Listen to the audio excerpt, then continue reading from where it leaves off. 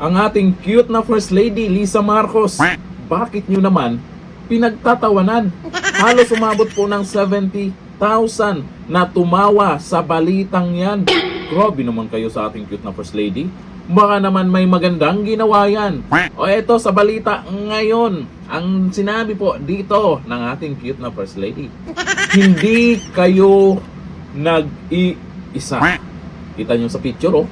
Di ba? Seryosong seryoso naman yan. Bakit kayo tawang-tawa dyan? Lisa Marcos sa mga OFW sa UAE. Kasi kahapon nandun po sila. Ngayon may mga OFW na nandyan. Hindi kayo nag-iisa. Ay, ibig sabihin yan, andyan yung gobyerno para sa mga OFW. Nandyan yung gobyerno para tulungan kung anumang problema ng mga OFW dyan. Ang tanong, salita lang ba yan? Nakikita o nararamdaman ba ng mga OFW dyan ang gobyerno? O ito ha, dito siguro natawa yung mga netizens. Mangiyak-ngiyak. Mangiyak-ngiyak daw, ibig sabihin nun, mahal talaga niya. O may concern talaga siya sa ating mga bayaning OFW. Nagbigay ng madamdamin. Madamdaming mensahe ng malasakit at katiyakan si First Lady Lisa Araneta Marcos sa mga overseas Filipino workers sa United Arab Emirates. Hindi kailanman malayo ang tulong ng pamahalaan para sa mga Pilipinong nagtatrabaho sa ibang bansa.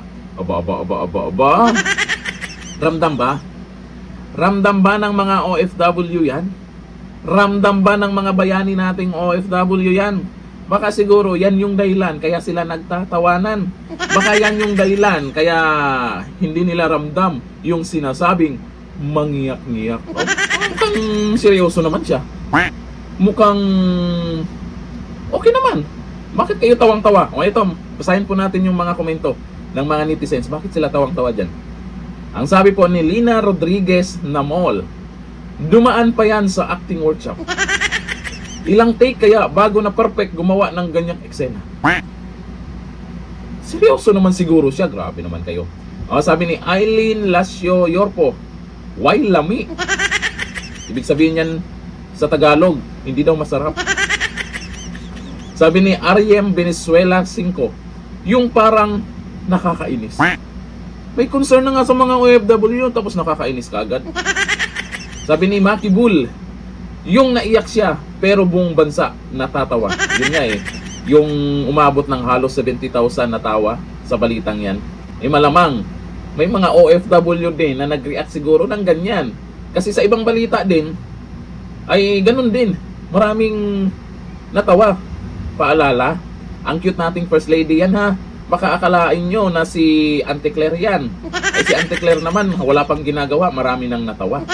Ito naman, sa ating cute na First Lady, bakit maraming natawa? Ay ito lang po yan. Ibig sabihin lang yan, bakit maraming natawa? Eh wala sigurong masyadong naniniwala.